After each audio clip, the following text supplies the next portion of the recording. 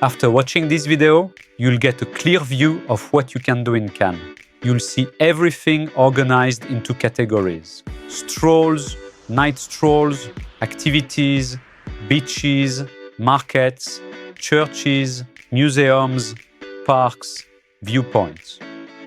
And you'll get our opinion on how worthwhile each of these categories really is in a tier list format. We are a French family, former travel planners, and now we run a user-friendly France travel guide, culturefrancia.com. Check the description below this video. You'll find our pages dedicated to Cannes, plus our interactive map.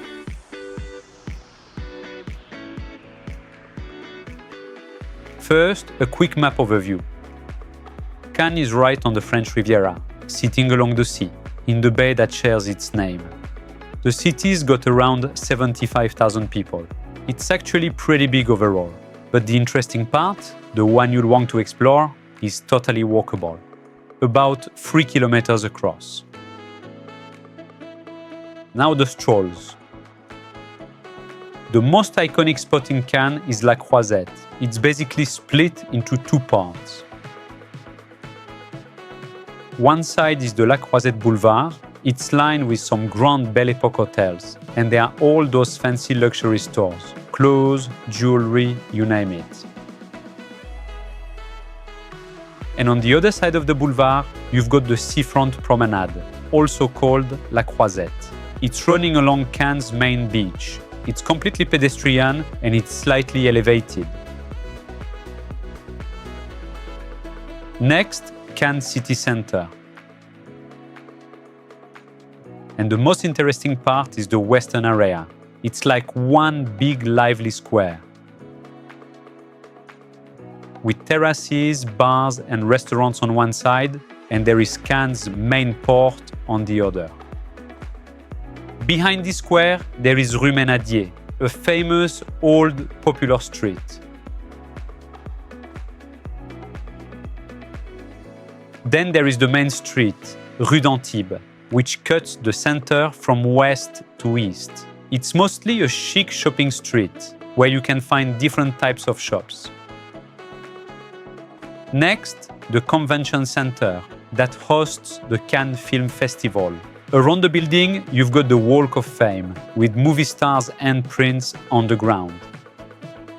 Then there is the famous red carpet, where the stars parade during the 2 weeks of the festival every May, and you can take photos there during the rest of the year.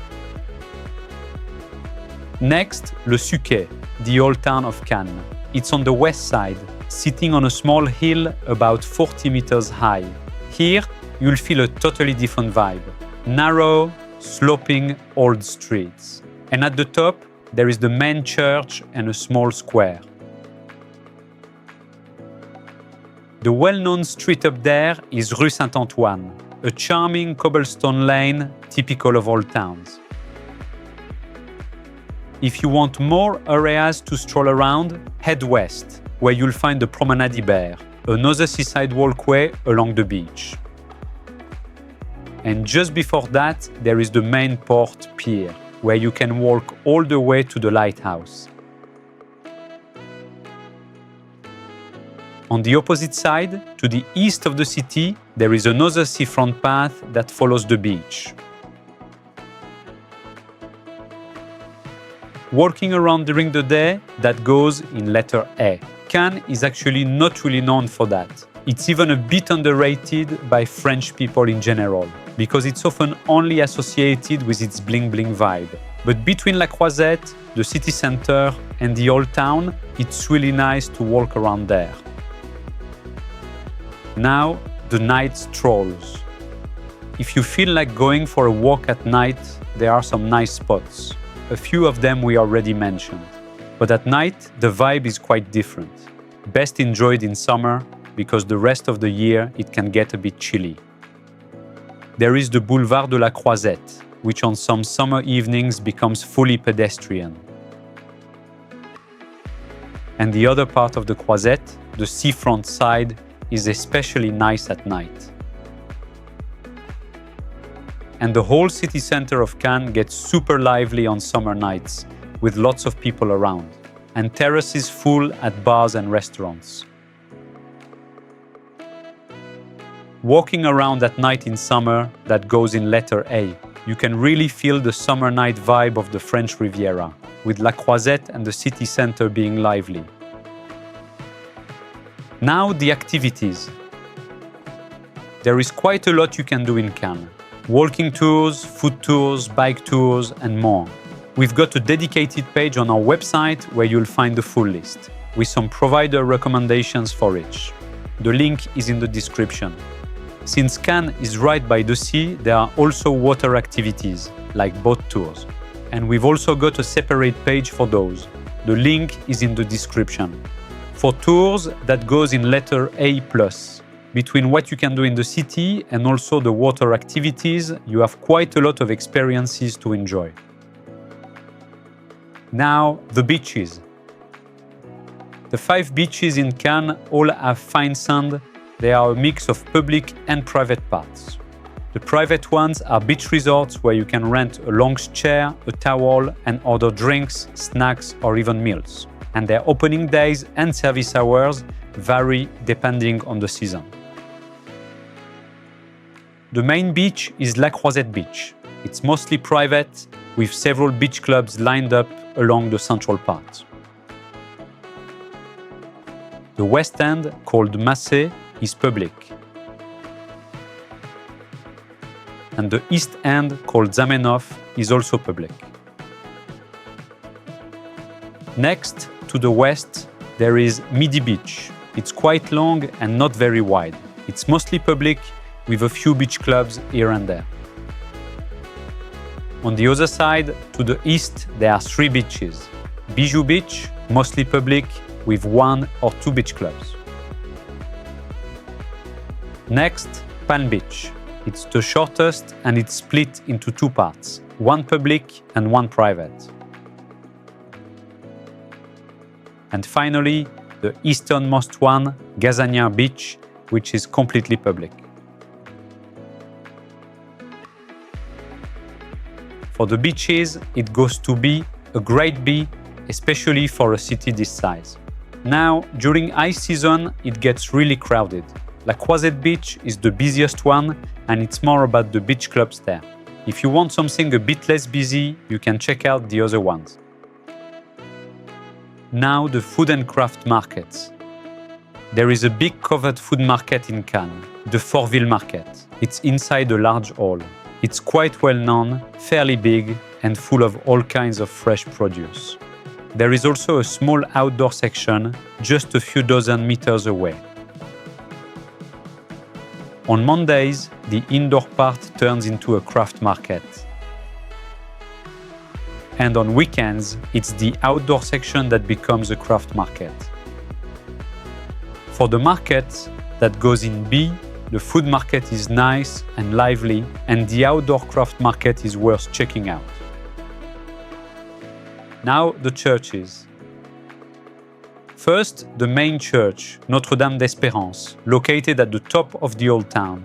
It dates back to the 16th century and mixes several architectural styles. And inside, it's decorated with plenty of religious paintings. Next, Notre-Dame de Bon Voyage. It's newer, from the 19th century, and it's built in a neo-Roman style. For churches, that goes in C. Apart from the one in the old town, there is not much else. Now, the museums. First, the Musée des Explorations, set in a small, old, fortified castle. Today, it houses a collection of archaeological and cultural artifacts from around the world. Next, le Suquet des Artistes. Located in the city's former morgue, it's now used for contemporary art exhibits. Then there is La Malmaison, set in an old villa. It's also used for contemporary art exhibits. For museums, that goes in C. As you saw, there is not much in Cannes. Now, the parks. First, Out west, there is the small park of the Noailles Media Library. It used to be a Rothschild family villa. Next, at the end of the La Croisette seafront, there is the city park La Roseraie, with palm trees, flowers, and a skate park. For parks, that goes in C, almost D. It's kind of a weak point for Cannes considering its size. Now, the viewpoints. First, from Place de la Castre Square. It's at the top of the old town. From there, you get a view over Cannes' main port and the city center. That's also where you'll find the big Cannes sign in giant letters. The other one isn't free because it's inside the Musée des Explorations. You'll have to climb the tower and it's 109 steps to get the best 360-degree view over Cannes and its bay. For viewpoints, that goes in letter A, because from the tower of the museum, you get a stunning view. So here is our complete tier list. Now that you have a clear view of what you can do in Cannes, for more info of each place, including prices and opening hours, check out our user-friendly website, culturefrancia.com. The links are in the description. And to support our work, like, subscribe, and tell us in the comments which of these places you would like to discover, or which ones you already did, or whatever else about Cannes. See you in the next video.